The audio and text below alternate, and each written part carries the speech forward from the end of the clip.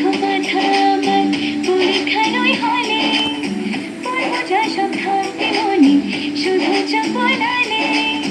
পাথরও আমি মন থেকে পড়ি তোমার পায়, এসব কথা বলছি তোমায় নালিশ করে নয়, এসব কথা বলছি তোমায় নালিশ করে নয়।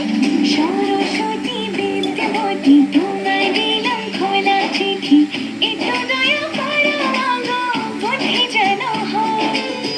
এসব কথা বলছি তোমায় নালিশ করে নয়, এসব কথা